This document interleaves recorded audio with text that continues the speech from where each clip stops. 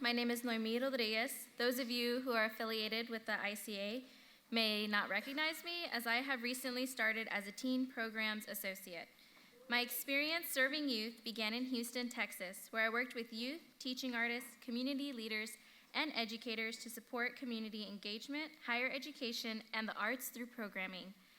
I have worked with the Hispanic Initiatives Education Program in Houston, the City of Austin, and the Umlauf Sculpture Garden and Museum. I'm thrilled to continue my journey in serving youth here at the ICA. In my time here, I've had the opportunity to meet new individuals, including our first speaker, Sean Ginwright. Dr. Ginwright has long inspired both youth and staff here at the ICA. Many thanks to Denise Montgomery from Culture Thrive for beginning the connection between Dr. Ginwright and the ICA. Sean Ginwright holds a PhD from the University of California, Berkeley. His research examines the ways in which youth in urban communities navigate through the constraints of poverty and struggle to create equality and justice in their schools and communities. He has been a part of several initiatives, including serving as the founder for Leadership Excellence Incorporated, an innovative youth development agency located in Oakland, California, that trains African American youth to address pressing social and community problems. He is the co-founder of Flourish Agenda, a social impact company that supports schools and community organizations with building and well-being and healthy school climates. He has also published multiple bodies of work, including journals, articles, books on issues relating to urban youth, two of which include Hope and Healing in Urban Education and Black Youth Rising, Activism and Radical Healing in Urban America. He is currently at the Cesar Chavez Institute for Public Policy at San Francisco State University, serving as an Associate Professor of Education in the Africana Studies Department and the Senior Research Associate. Hello, everybody. My name is Montgomery Alcott, and as the Teen New Media Program Assistant here at the ICA, I serve as an administrator, recruiter, and educator for all of our after-school programs that deal largely with digital media making and digital art. I was born here and raised in Boston, and I'm also an alumnus of the ICA's teen programs. Teen programs! In the summer of 2009, so back in the summer of 2009, I participated in just a week-long workshop called Film School Boot Camp, which would lead me to be a member of the ICA's Fast Forward program, which is a year-long filmmaking course that happens here after school for the latter 3 of my high school years. In addition to being a student here at the ICA, I participated in the 2012, 2013, and 2014 convenings. After studying at St. John's College in Annapolis, Maryland, I worked on a project in Baltimore with artist and educator Gerald L. Lavelle II, whom I met at the teen convening in 2012, and he's also here leading today's set of roundtables. My experience in Baltimore reintroduced me to the lightning and gravity of out-of-school arts education, and all the importance of my years at the ICA came flooding back. I joined the education department as a part-time teaching assistant back in the summer of 2017, and in April, I moved to a full-time role. After we hear from Mr. Ginwright, we will hear from Mario Ibarra Jr., an artist born and raised in Los Angeles, California, with an MFA from University of California, Irvine, and a BFA from the Otis College of Art and Design. Ibarra's work has been featured in many international and national exhibitions, including the 2008 Whitney Biennial, the 2012 LA Biennial, the 2004 Prague Biennial, the Tate Museum in London, the California Biennial at the Orange County Museum, at MoCA, at LACMA, among others. In his work, Ibarra creates sculptures, installations, photographs, and activist interventions as a means of examining the various components of Mexican-American life. He draws from American pop culture, street culture, iconography, and political imagery, as well as his own autobiography to engage with and question socio-political histories, narratives, and norms. Mario is also the co-founder, with his partner Carla Diaz, of Slanguage Studio, an artist collective started in 2012 in Wilmington, California, which includes teenagers, street artists, and mid to late career artists. Slanguage's approach to art is based on a 3-pronged approach that focuses on education, community building, and interactive exhibitions. Mario has taught in many schools, art community centers, and universities around the US and abroad, including the ICA Boston, He and Carla were the artists in residence for the very first teen convening here at the ICA back in 2009. And I first met them both when they brought their slanguage Elan to the teen convening again in 2014. Finally, they have been working with the conference advisory group for this conference since last year, and I'm pleased to be seeing them back at the ICA again. So I will now hand the mic over to Dr. Jin Wright.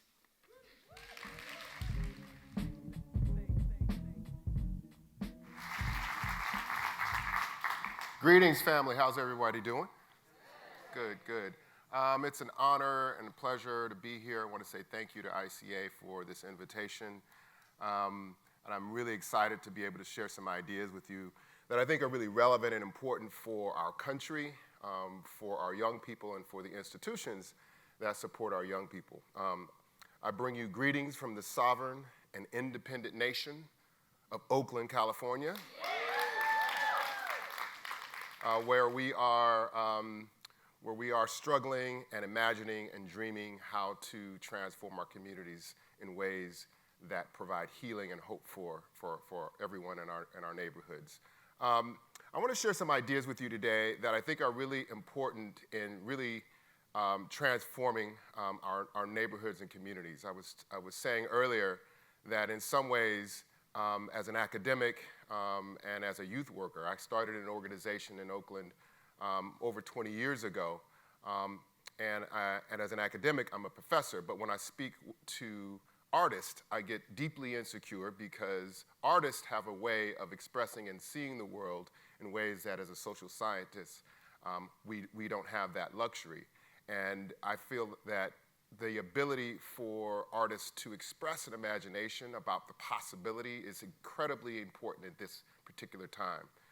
Just turns out that both of my kids turned out to be artists, even though their father and mother are not artists. But there are artists now at UCLA studying film and design. So I want to start with a story, as I typically do. This is a story really about hope. And this message today is about the role of our imagination in creating hope and healing in really difficult situations. And so I want to start with this story that occurred about 6 or 7 years ago. I was asked to come speak at a prison not far from my home, and I had debated whether or not I would take the invitation. Typically, I'm asked to speak at a conference or another university, and so the invitation said something like this in the email: Dr. Jin Wright, we have 10 men here in Dwell State Prison. They've read your first book about Oakland's youth. They are from Oakland, and they would love for you to come to the prison to just share your ideas with them. I had debated whether or not I was going to take the invitation, and so I decided to go ahead and drive out to Dwell State Prison one Saturday morning. And so as I got to the prison, the correctional officer said, you know, the 10 men are in the cafeteria.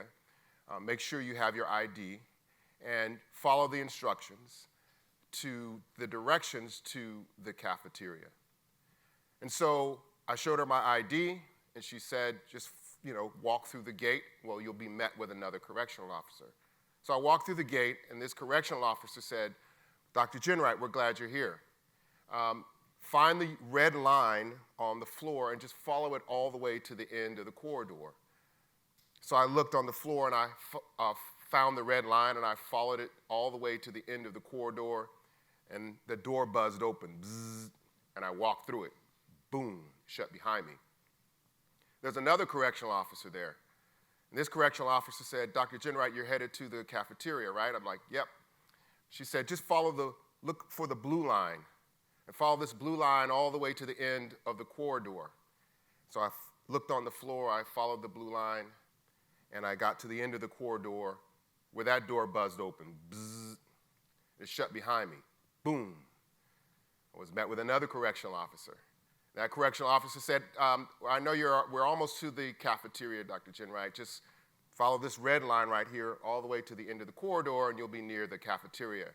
So I found the red line on the floor, and I followed it all the way to the long end of that corridor. That door buzzed open. Bzzz. And I walked through it, and it shut behind me. boom.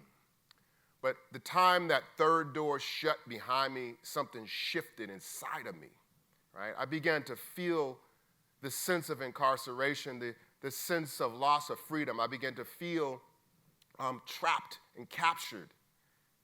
And I began to imagine that those men that I'm about to talk to, what they must feel like every day, not to have the warm sun on their face, not to smell fresh rain, not to be able to hug their children. And so I became deeply insecure. I didn't know what I was going to say to them. Surely I wasn't going to give them some academic lecture. And so as I began to think about what I was going to say to them, I took out my talk and I started scribbling it and I put it in my back pocket and I said, I don't know what I'm going to say. And so I got to the cafeteria, the correctional officers, the doors were closed, there were double doors. And as they opened the double doors, I was shocked at what I saw. I had anticipated 10 men in plastic chairs waiting for me. And instead of that, there were 200 men in their orange jumpsuits, waiting excitedly for me to come and speak. And I thought, I wish y'all would have told me this. 200, really? So, as I began to prepare my comments, I didn't know what I was going to say. A couple of them came up to me, Dr. Jenwright, man, we're glad you're here. I'm like, man, I'm glad I'm here too, man. He said, yeah, man, we're excited to hear what you're going to say. I'm like, yeah. He said, my name is Rich, and I've been here since 1987. My heart sank. Another brother came up. His name was Chris. I said, hey, Chris, hey, what are you doing? He said, hey, man, my name is Chris. I've been here since 1989. And so one by one, the brothers came up to me, and they shared their name and the year that they had entered this facility. And as I met them and as they shared their stories with me, I became more and more and more completely vulnerable. I could not imagine what I was going to say to them. And so as they put me up behind the podium, I didn't have a speech. And so what I did say is I just talked from my heart. And I told them the concerns that I have of raising my 6'3" African-American son in Oakland, California for fear of the police. And I told them that I was insecure and I was uncertain about my parents' health because they're aging. And I just started talking to them. And one of the things I told them is that you are not what brought you here. You're more than that. And no matter what you did, there's always the capacity to heal and to have hope. And I shared some more comments with them, but my time had run out. And so as the talk ended, they ushered me off of the stage, and they were shaking my hand. I was like, man, I'm so glad to be able to share those ideas with you. But they were ushering me out of the cafeteria when I heard this loud, booming voice. It was like, hey, Dr. Jenwright. And I turned around, and this brother was tall, man. He was, I'm 6'2", and he was like 7 feet. I was like, what's up, brother, And so he said, hey, man, I want to let you know that those words that you shared were really powerful. And they meant a lot to me, man. I said, well, I'm so glad whatever I said had some meaning. He said, no, I really want you to listen to me, bruh. He said, it's hard being in a place like this because I'm so tall, I'm big. People think I'm a threat, but I'm not. I'm really just a teddy bear. And he said, you see, I got in a fight 4 or 5 years ago, and he bent down. He said, they cut me across my face, man. And he bent down, he had a scar on his face. And he said, it's hard to heal in a place like this, and it's hard to stay hopeful in a place like this. And I said, yeah, I'm sorry to hear that, brother. And he said, but, there's something that I do every day that allows me to continue to have a sense of hope and to heal. And he reached into his pocket. And when he was reaching into his pocket, I was like, oh, shit, what are you doing? And the correctional officers were like, no, it's okay, man. It's all right. So he reached into his pocket, and he brought out a little bottle. And he opened the bottle, and he blew bubbles. And the bubbles floated over my head. And my first thought was, did this big brother just blow bubbles in my face in prison? And he said, Mario, quiet, brother. I'm doing it. It's a true story. And so my first thought was, wow, what is this, right? And then he said, as I was thinking, did this brother blow bubbles in my face? He said, man, the reason I blow bubbles is because it reminds me when I was a child. It transports me from these walls, these concrete walls, because my father used to bring me to the park, man. And he used to always buy me a bottle of bubbles. And so when I blow these bubbles, it gives me a sense of hope, and it heals me. It allows me to sustain, and it allows me to actually be able to navigate a place like this. And so as I was driving home that afternoon, I was reflecting on the words that the brother had shared with me. And the words he shared was, how do I create a sense of hope, a sense of possibility, even in really difficult situations? How do we create a sense of possibility, even when things are really, really challenging? And so I became very curious about how people create hope in difficult situations. What kinds of imaginations is required to create healing in neighborhoods with violence? How do teachers create radical imaginations in neighborhoods that are defunded? How do people create this sense of hope? And so I became deeply curious, and I began to talk to people around the country and ask them, how do you create hope in difficult situations? What are the tools that you use? And so in the book, Hope and Healing in Urban Education, I try to document the ways in which groups and communities around the country are creating hope in really challenging situations. And one of the first things I recognized as I began to talk to people around the country is that they first had a very clear articulation of the challenges to hope, that there were a number of ways in which hope was difficult in neighborhoods with violence, in underfunded schools, right? In programs that in neighborhoods that they didn't have enough resources, that there were challenges to hope. And they all articulated some of the similar themes. And so the first thing I tried to do is begin to talk about how is it that we understand what are the threats to hope and healing. And so you might want to turn the monitor on here. First, y'all know who Kendrick Lamar is, right? Right. So this is one of his first albums. And my son actually said, "Dad, you got to listen to this album." And then there's a song in this album called "Good Kid, Mad City," right? And Kendrick Lamar says, "I'm a good kid, but I live in a mad city. I'm a good kid who has to navigate his way around the Crips and the Bloods, but I'm a good kid. I just live in a mad city." He says, "I'm a good kid, but the teachers may not see it and the police may not see it. I have to figure out and navigate my way through a difficult context." And so what Kendrick Lamar teaches us in Good Kid, Mad City is the same thing that we have in social science research. James Gabarino calls it social toxicity. That in many ways that the young people that are in our schools, that are in our neighborhoods, are exposed to various types of social toxins. And social toxins, James Gabarino says, is that social toxins are the same as physical toxins.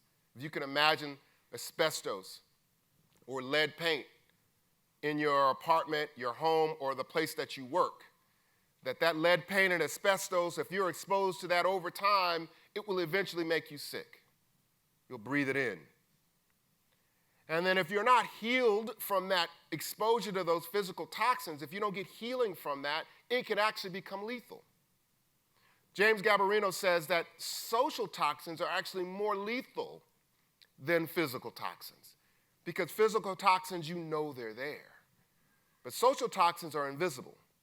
They're things like fear, anxiety, uncertainty, shame, stress. All of these are social toxins in our neighborhoods and communities that are deeply present. But if we're unaware of the ways in which social toxins affect us, they begin to reproduce themselves.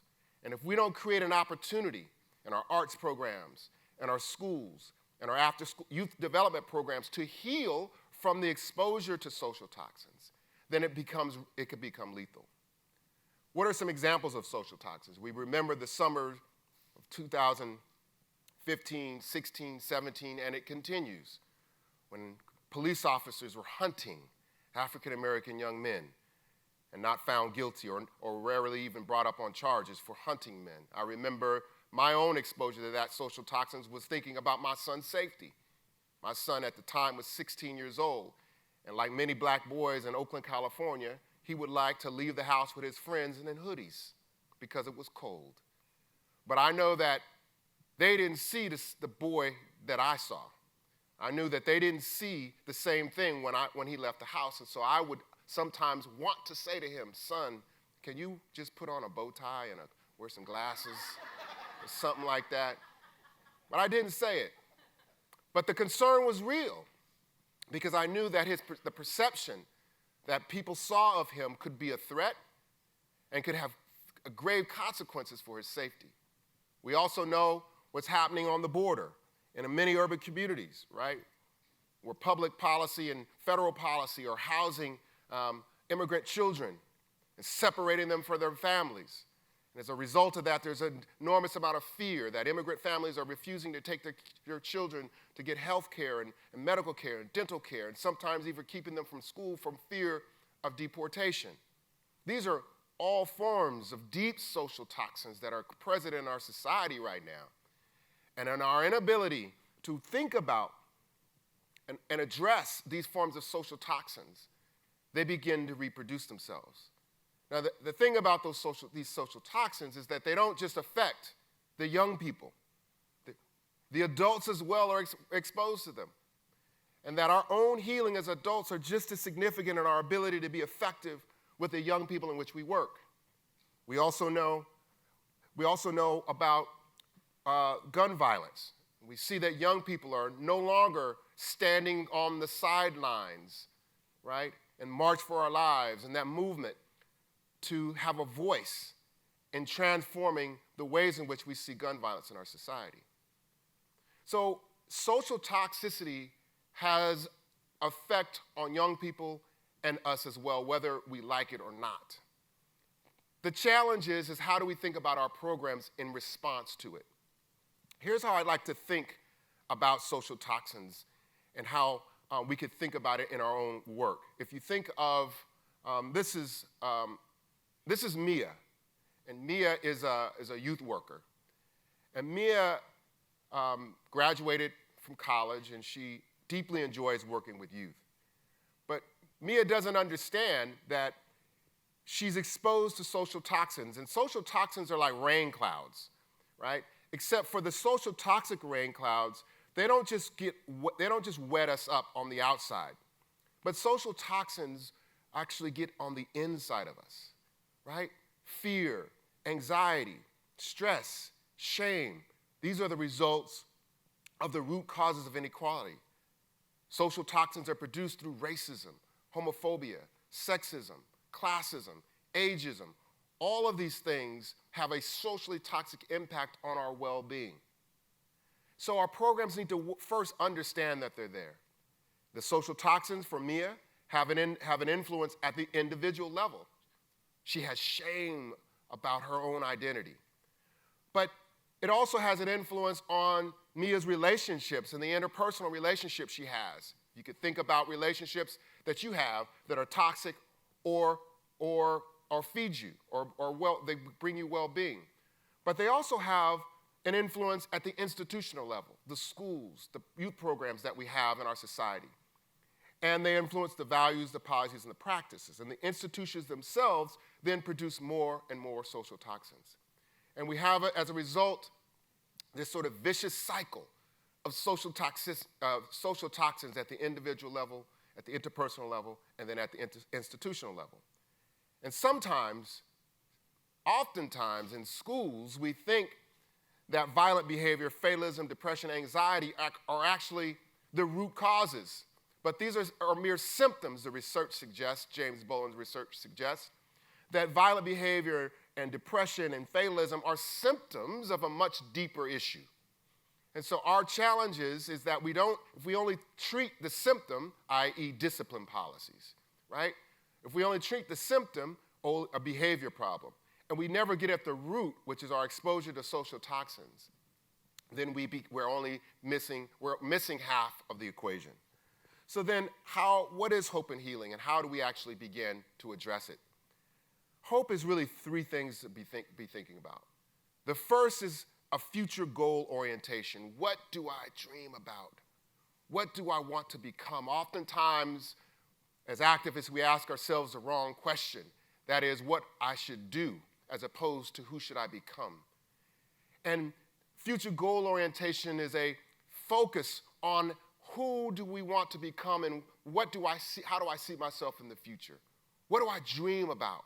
What do I imagine? The second is pathways, right? And that is the ability to actually achieve that sense of future goal orientation.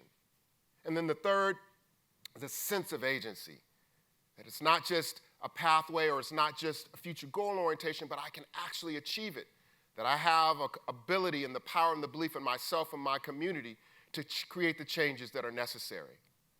So how do we actually build this in our programs? I was explaining this to a friend of mine, this notion of toxins and social toxicity and agency, and how community organizations and community groups can create the kind of vision for their neighborhoods and schools. And she was a botanist at UC Berkeley. She worked with plants.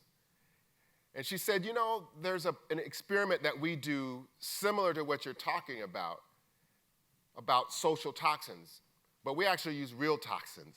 We put these plants in these gas chambers, these clear chambers, and we take tubes of gas, toxic gas, and we pump it into these chambers, and we try to understand how the plant responds to different types of toxic gas. And what we do is we see how the plant responds, and oftentimes the plant dies. And I was like, damn, that ain't what I'm talking about. I'm not talking about killing plants and people. Jasia, come on. Her name was Jasia. And she said, no, Sean, this is similar to what you're talking about, actually. She said, one time, instead of putting one plant in that chamber, we put a community of plants in that same gas chamber. And we pumped it with gas in the same way.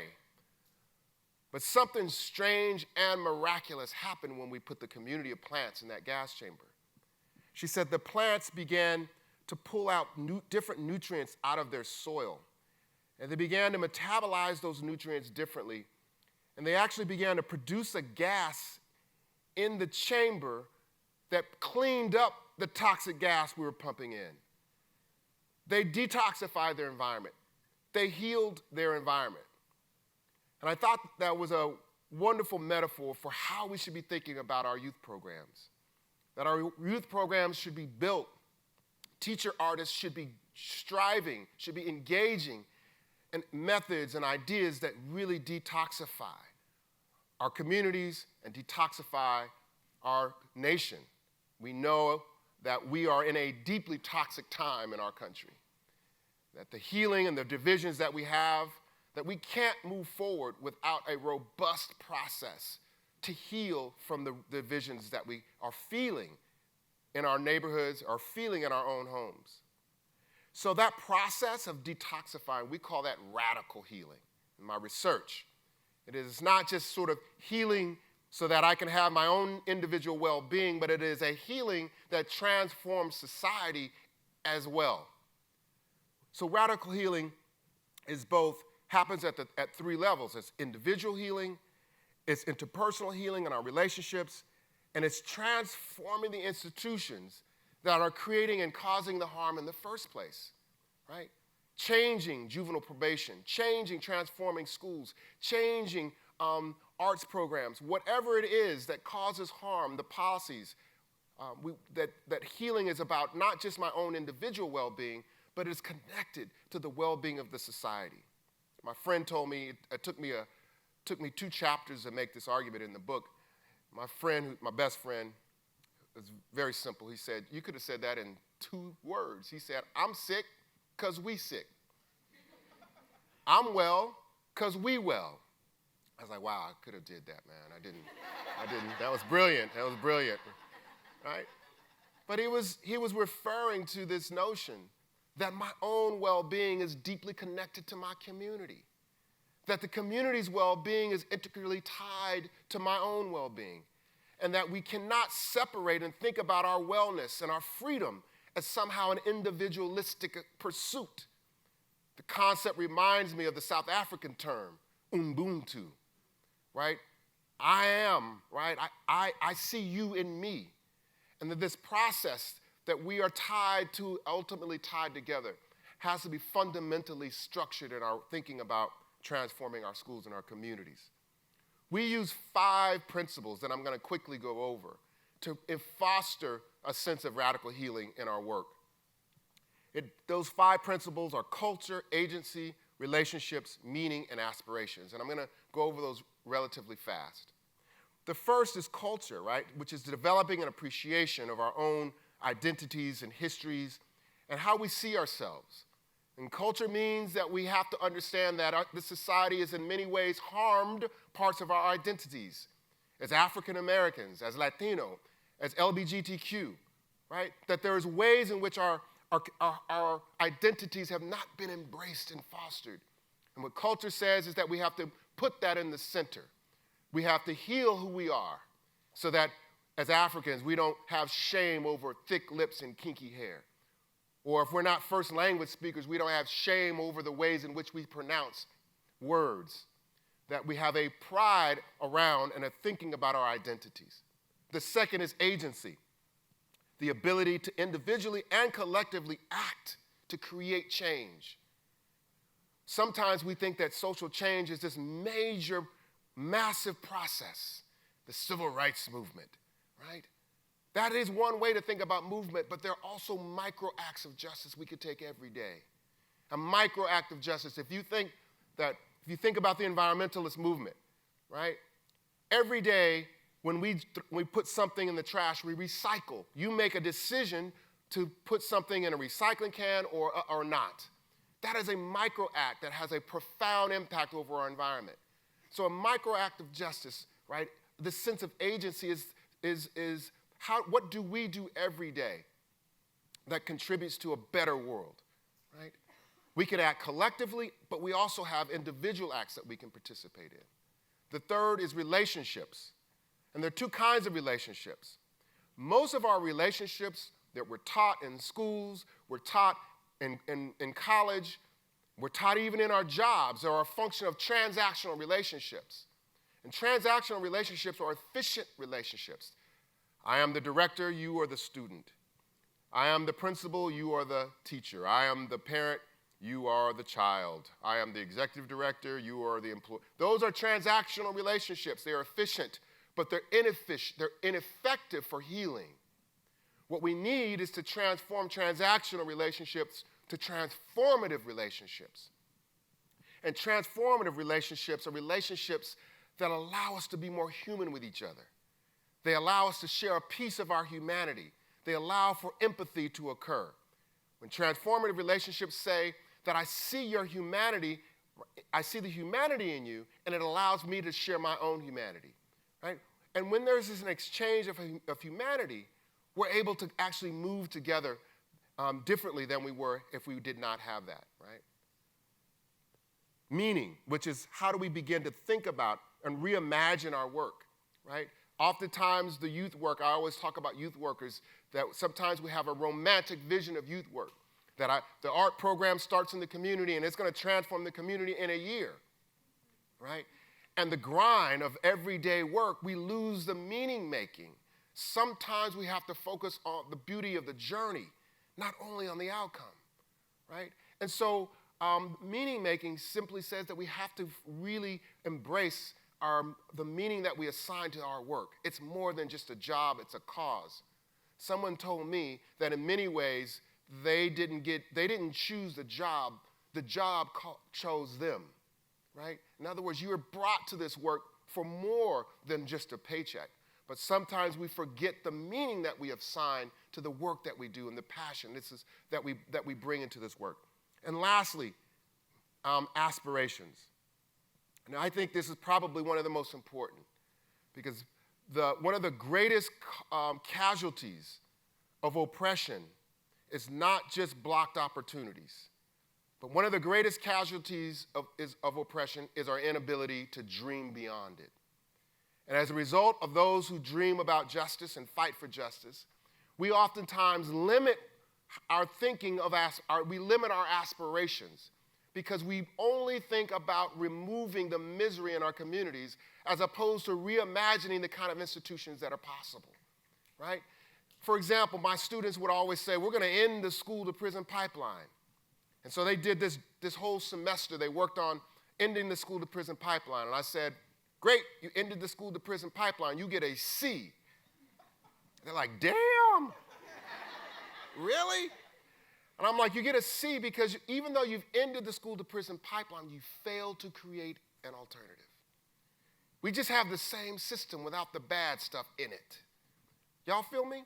So we have to use our imagination to really rethink how we see the world in our institutions. This is how oftentimes we are relegated to thinking about change. Oftentimes, we use the words on your left, right? We resist, we defend, we disrupt, we demand, we fight, we struggle, confront, destroy. These are important things to do for justice, but it's only half of the equation. Because if we only use the confined words, we restrict ourselves from using the open words, to reimagine, to dream, to discover, to create, to design, to play, to invent. These are the kinds of words we have to integrate into our lives and to the work we do with young people. That we both have to resist and reimagine. We have to defend and dream. We have to disrupt and discover simultaneously. And so our work as teacher, artists, and educators is not to do one or the other, but seamlessly do both. I want to end with this quote by Michelle Alexander. Michelle Alexander, in my view, is probably one of the most brilliant intellectual minds of our time. She wrote, you may know, a book called The New Jim Crow that documented the ways in which slavery still exists in this country through the system of incarceration. Well documented. Brilliant legal mind of our time. And 2 years ago, in the New York Times, Michelle Alexander said, I am not practicing law anymore. She said that law gets us only half of the equation, and that the ways that she's trained as a legal expert only allows her to see and engage in a particular concepts. And she recognized that the problem of our society is not fundamentally a legal problem. And the problem of our society is not only a political problem or not even a policy problem, but at its core, she said, America's problems raise profound moral and spiritual questions about who we are and who we aim to become and what we're willing to do about it. Oftentimes, we ask ourselves what we should do. I say we should ask ourselves who we should become to heal. Thank you very much, ICA.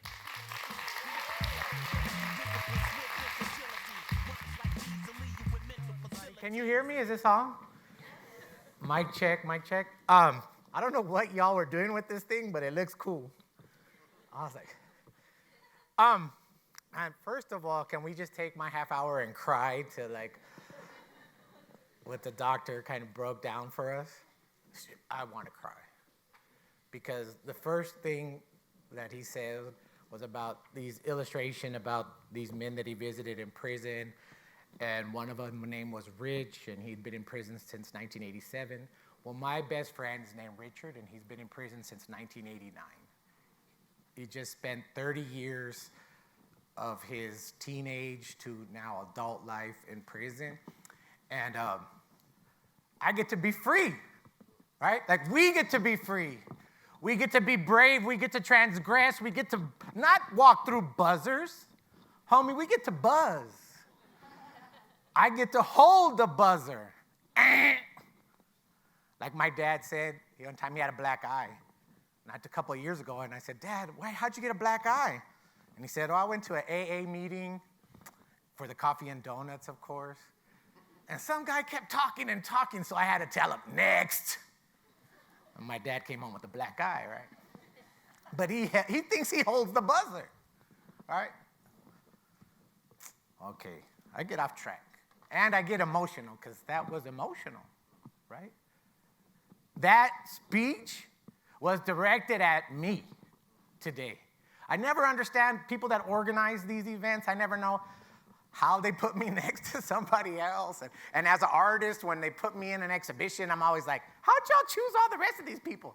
Like, I know you chose me because I'm fabulous, but why is there 30 other names on this exhibition card?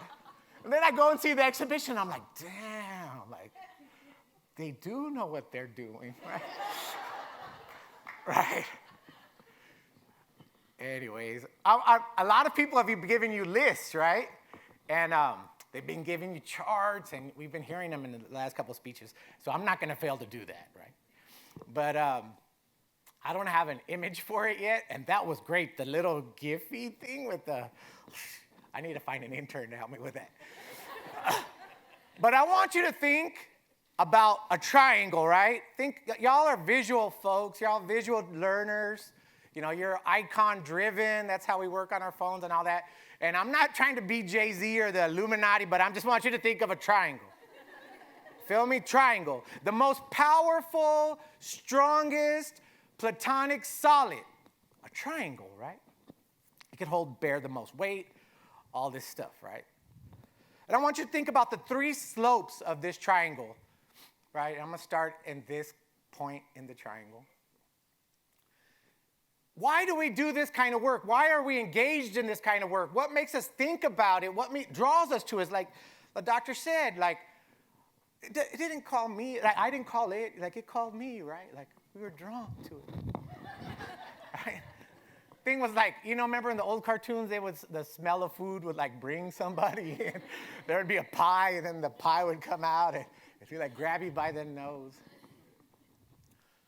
Why are we drawn to something like this? What brings us to this type of work? And on the first slope, I want you to think of, and I'm going to walk this slope, I want you to think of the word love, right? Love. Yesterday, I saw this guy in the airplane, and it said, America, love it or leave it, right? So if I ain't leaving it, I better love it, right? If you love something that struggle, think about anybody you've ever loved in your life. Your parents, your partners, anybody, your best friends. Think about that love relation. If you could actually say, I love that person, you haven't gone through all just great times with that person, right? Sometimes you actually feel like you hate that person, right? Like that famous song, it's a thin line between love and hate. It's a thin line, right? It's a thin line, love. And it's a struggle, love. I love my wife. Carla, where are you at, Carla? We've been together 24 years. And we fight. Oh, I call her Killer K. That's her hood name in the house. Why? Because she'll hurt me, right? Killer K. You see her little and telling jokes. She's from Boyle Heights, East Los Angeles. She said the only reason she liked me because I wasn't afraid to drop her off at her apartment building. Right? Other boys would drop her off on the main street. They didn't want to even come into her block. And on top of that, I went and knocked on the door in her apartment. Oh, once I did that, I was in, right? And on our third date, I was dropping her off, and she turned and looked at me and said, are you going to be my boyfriend or what? Love. Love is hard, right? Love is not easy. Remember that first line? Love. Once you get to the pinnacle, though, like once you get to the top, you get to that pinnacle, you're like, look at that big fight we went through. Look at that struggle we've gone through. We've come together through all that stuff. That's the bond that makes love. Agreed? Right? I read this thing I like to read, and I read this anecdote about the man who climbed Mount Everest, I believe it was, more than 200 times. And they asked him, like, why have you done this this many times? And that's very hard. There are bodies that line those kind of tracks up and down that mountain, right? So why have you done this so many times? He said, well, the first time was to prove to myself I could do it. The second time was for vanity, to show everybody else that I could do it. And the last 198 times were to help other people make it to the top. Love. Get to the top. So now it's all downhill, right? It's easy street. You have a slippery slope. But once you kind of come to the point where you know you love somebody and you've gone through that, or you love something, person, place, or thing, noun-ish zone, you have to, on this next slope, is time. Process, time. You have to go through the process. You got to spend time with them. You got to spend time with it. As an artist, as an educator, how do you know you're good or not? And a lot of the talks today we're talking about like process. Process is important, right? We need to get through these processes. But what is that process really, what does it boil down to? Time. You got to spend time, right? You got to assess things. It's like, imagine if I'm from Los Angeles, so we drive over there.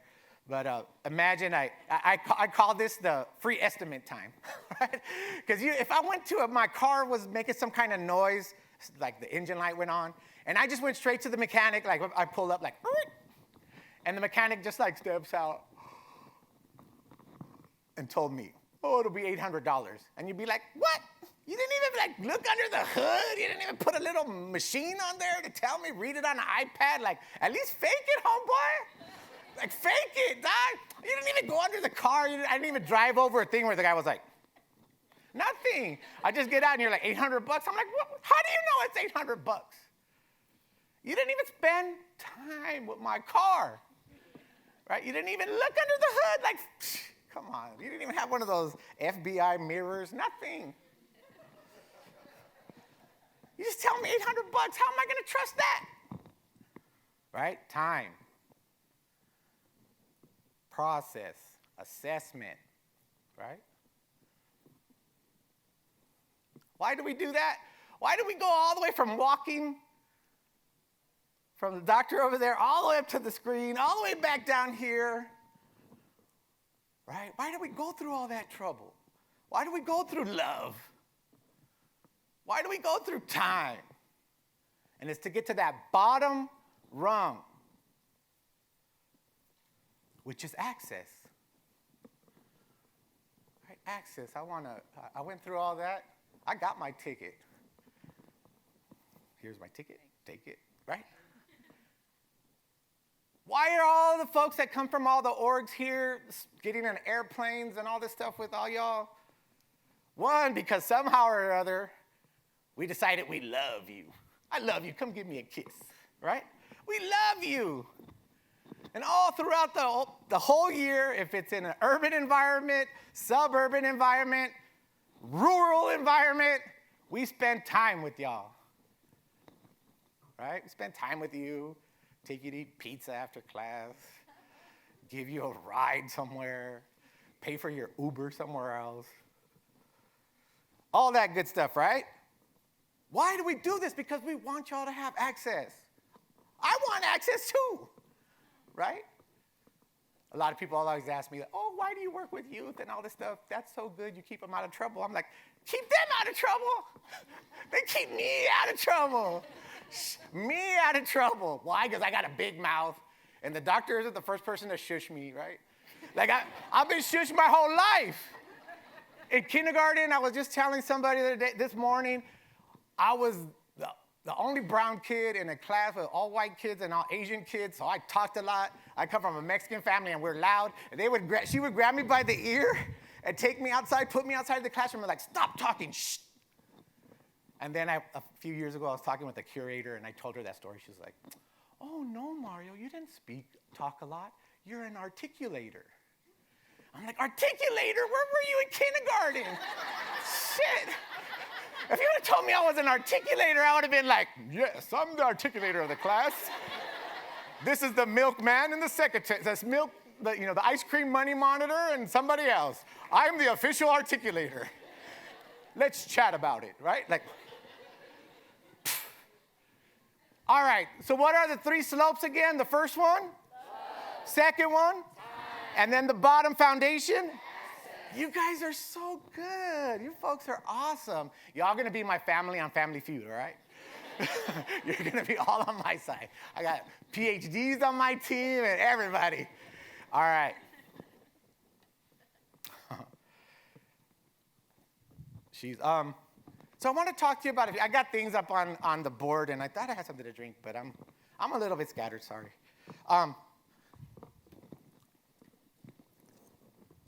So what I want to talk to you, a lot of people have been giving you a lot of theoretical positions, right? Like, and that's great. Like this notion of taking you up into like this kind of critical thinking atmosphere where things are very pedagogical and up in this sphere, right? That's great. And a lot of that thinking capacity is very important to our growth. And I want to talk to you a little bit about where like we have these like broad stroke ideas, like if these broad stroke, you take out the big brush and you do this, like Tom Sawyer when he had all the other kids in the neighborhood painting his fence, and he was like collecting frogs and stuff from them, like, yeah, you paint my fence, you did a good job, here, give me a frog, right? That was his side hustle, having other kids paint his fence, right? That's broad stroke, right? You're like broad stroke, you take out the big brush. But does that catch all the details? It doesn't, right? It's like these generalities, this broad stroke. But what happens when you get out the little brush, like the little one, you're like, start painting in every hair, every eyelash, right? You're like, start painting in every detail. That's a different tool, right? And we need both of these tools in our toolbox. But I want to talk to you about like how those types of things form our identity, which your speech, in your speech earlier on, are like, man, that's what I'm saying, like, high five, Monica, good job. How these things come together or like have this synergy, right? So I want all of you to close your eyes and look up and like put your head up towards the sky. And I want you to imagine the photo of yourself as a child, a little kid that is like your quintessential photograph of yourself. It's like with the teddy bear, or you have a little rose and you're doing one of these little hand gestures at Sears or wherever you took these photos. Okay, and I want you to open your eyes. And do you all have that image in your head? Okay, so what are you wearing in that image? A blossom hat. What are you wearing in that image? I just have a white button up. A white button up, like a Sunday's best, right? Anybody else? What were you in the? A Christmas nightgown. We all have these things, right? That's the generalized image of ourselves, the kind of like, that Kodak, talk about Kodak, that Kodak moment of ourselves, right? We all have that. So I'm going to walk through some of like the generalized images I had. Oh, there was one of me, and I have this cute Mickey Mouse sweater, like football sweater, and I'm with my mother, and we're at one of those JCPenney Sears backdrops, and it's like a 70s orangey tint, and it's at my mom's house, and like that image I always remember. Or one of my dogs, and we're looking really cute, right? So that's what I thought the image of myself was as a child, and I always thought that way. And then earlier, Ms. Frazier brought up the idea of like the Facebook notifications, how important that has become now in terms of how we identify ourselves. And so I have this picture of myself as a baby, and I'm cute. I have curly hair. And one day I got to my house, and I've been making art all day, right? Like, right? Like, making art all day. Get to my house. Art ain't easy, y'all. It ain't easy. And I open up my Facebook. Facebook comes up and it says, Harpo Russell Martinez has tagged you in a photograph. I'm like, first of all, I'm like, Harpo? I'm like thinking, did Oprah get at me? Like, who's texting me? Right? I'm like, I open it up. And boom, this image comes up. I'm like, what is this image, I'm looking at it like, some homeboys from the 70s, who knows who these people are? And then I'm looking at it and I'm like, wait a minute, that's my mom. So guess who that is? guess who that baby is? That baby's me. So I'm like, immediately I get on the phone. Mom's like, what's up with this photograph you have me with all your homeboys in front of the school? And I have like a bandana on my head and a red bandana. She was like, oh, mijo, I didn't put that bandana on your head. She was like, Harpo did. And when Harpo put that bandana on your head, he said, this is little man from Eastside Wilmas. Put it on my head, and I was like, damn, I never had a chance. I never had a chance. I was like, Mama, you put me, I'm like a little hood rat kid. Come on, Mom, I'm Sears. Maybe I'm Sears with the little Mickey Mouse. Like, come on. And she's like, oh, I didn't even know that picture existed anymore. I was like, well, it does, and it's on the internet. Broad stroke, me at Sears. Detail, me and my mother's arms with her Eastside Wilmas chain gang homies. Right? Oops, where am I posting? Oh. Okay, who all comes from a divorced family? I won't judge you, no shaming, right? A lot of us do. I came from a divorced family. Like my mother and father were young when they had me. And so around 5 years old, they got divorced. So this image to most folks is like normal. Like, yeah, it's a family portrait. You have your mom, dad, baby, dog, Snooky, right? And that's a normal image. Like all of us know that. But I never knew that. Because growing up, well, this is a side note. Do y'all know what Photoshop is? One of these technical skills we need for the future, right? But beside that, what does Photoshop do? You can edit photos. Edit photos, right? What else can it do? Anybody else do it in Photoshop wizards? Make them better, enhance photos, right? Like, you could do stuff to me to make me prettier, right? We enhance photos, we edit photos, Photoshop. My mom in the 1970s did not have Adobe Photoshop, but what I feel she's invented was Photochop. Photochop. And she chopped my father out of every photograph and every photo album I ever had. So there was always this mystery man, like it'd be me as a baby. Can I use this for a second? Me as a baby with some headless man holding me. Or my mother, like, with me in the cake, and then some man's odd shoulder chopped out. And there was always, like, funny angles, like, Photochop. So one day, to my surprise, it's Christmas Eve, and we're with my mom's family. And my aunt, my mother's younger sister, can I use your notebook? She like creeps up on me, like everybody's talking at Christmas. Ah, ching, ching, imagine all the noises. She like creeps up on me like, and she does one of these like, and I get it like, she's like, put it away. I'm like, whoa, she put it, I'm like touching it in my pocket like, ooh, she gave me a check, but it's kind of fat. Like, maybe it's $100 bills. Like, I don't know what's in there. I have no idea what's in there. And my wife, she's eagle eye, right?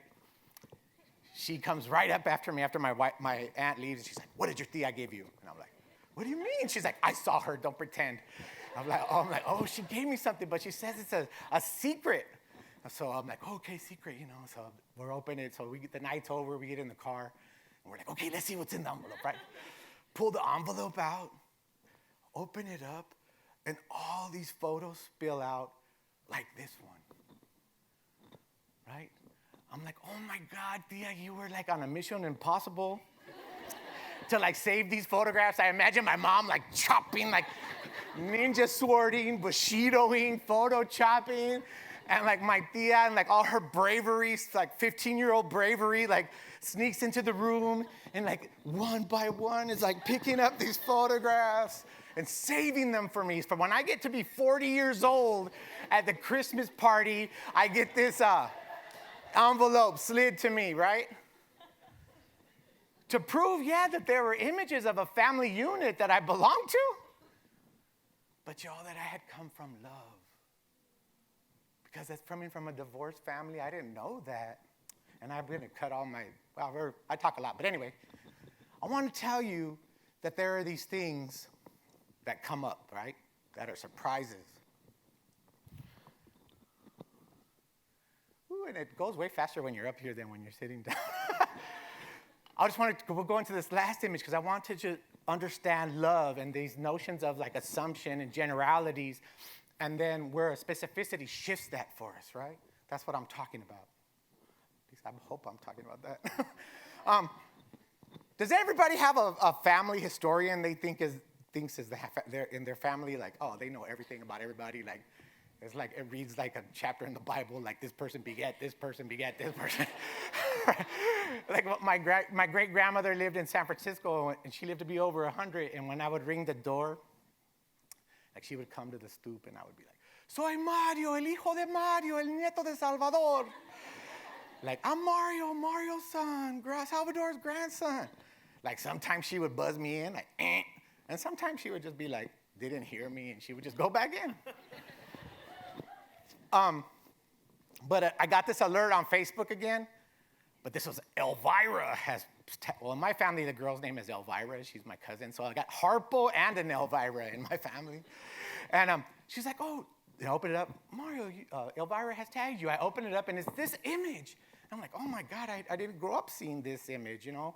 Maybe in your house you might have a family of elders or your antepasados in your house.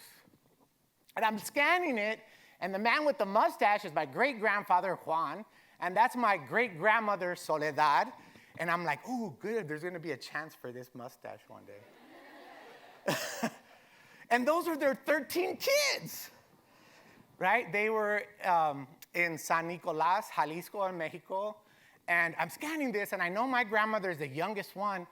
So that's my grandmother, Soledad Jr. And I'm like, Soledad Jr., ooh, she was a hottie. You never think of your grandmother as a hottie. You think of her as your grandmother that feed you and disciplined you and bought you shoes on Easter Sunday. You know, that's what you think your grandmother does. You don't think, man, my grandmother was cute. Like, you don't think that. So I'm like, oh my God, that's cool. So Carla and I get a chance to interview her. And I'm like, she's passed away now, but we got a chance to interview her. And we went to go interview her at her house, and I have my little digital recorder and all this stuff set up. And if you all have not done this, if there's an elder in your family you want to get a story from and you want to get knowledge from, I advise you to do this. Because it took me from what I was saying are these general big strokes to really detail things that were totally nuanced and surprises to me. So we go there, and, okay, what's your last name? Vuelto. Okay, and what's your last name? Embu. Okay, so the Vuelto side of the family is here, and the Embu side of the family is there, and we're playing Family Feud, all right? Top 5 answers on the board. This is the first question I have to my grandmother with all kinds of assumptions and generalities packed into this question. Why did you come to the United States? Vuelto side of the family, top 5 answers on the board, remember now. Any answers? Money? Okay, ding, number 4. Any other ones? Who said that? Whose side of the family are you on? You're on Embu's family, right? Embu, what did you say? A better life. Tell me, how often do we hear this? This is what movies are named after this. This is like any ABC News affiliate. When they ask somebody this question, you think somebody in the first, off the bat, is going to say for a better life. It should be a damn neck tat. Right? You should get it right here. Like, oh, duh, I want that. For a better life right here. Or for a better life right here. Or right here. So I'm driving, it's like out the door. For a better life, right? So we're like, oh, Grandma, why'd you come to this country? And the first thing out of my mouth is I'm about to say, what? And she tells me, what better life? I came here for revenge. And Carla and I are like, what? We scoot our chairs back. Revenge. And I thought she was going to get up and be like, whack, revenge, cabron. You know what I'm saying? Abuelita's Revenge, part 2. She's back and pissed off, right? We like, revenge. And she goes on to tell us that she was in Mexico and she had a boyfriend that was in the military. So all for the whole time he was in the military, she wore black and she went to church every day crying and lighting candles for him and all this stuff. And one day she bumped into her girlfriends in the plaza and they said, oh, Chumina, that was what they called her. Have you seen your boyfriend? And she was like, no, he's in the military. How am I going to see him? Don't you see him over here praying for him, you know? And they were like, well, we saw him yesterday in the plaza. And we asked him if he's seen you. And he said, she's waited this long, she could wait a couple more days. Revenge! Right? Revenge! What else besides love can make you take revenge? That way. So with little did she know, so her name was Soledad. Does anybody know what Soledad means? Solitude. Little did she know, did that guy know, that my grandfather, who was her neighbor, was throwing little rocks at her window that whole time and making her laugh at night and telling her stories. And guess what his name is? Was Salvador. So what does Salvador mean? Savior. So while this dude was messing around in the plaza, Salvador was throwing solitude. Savior was throwing solitude little rocks. And within a week, they eloped to the United States. And she says, not for a better life, but for revenge. Revenge. Am I done? Okay. So I just want to leave you all on that note. Because I could give you charts for days, and we could be like this and that and all that, but we need a motivator. We need that gut-wrenching motivator, the thing that can only come with loving something, spending time with something, and being granted access to, and then maybe taken away from. Revenge. Why are we all in these institutions and doing all this stuff to gain access? For a better life or for revenge? Ask yourself that question. Really, like, why am I in this school paying so much money, dealing with all this BS? For a better life. Woohoo. What's a better life? Somebody called out yesterday, what is a better life in the United States? Capitalism? Are you going to gain, what are you going to gain from capitalism? More heartache, more debt, more money, more problems, homie? You'll have rich people problems. RPP. You'll be like, oh, Pedro, really? Like our palm tree is suffering from a fungus, and what can you do about that? And he'll be like, revenge. Chop him down. All right, thank you guys. Thank you.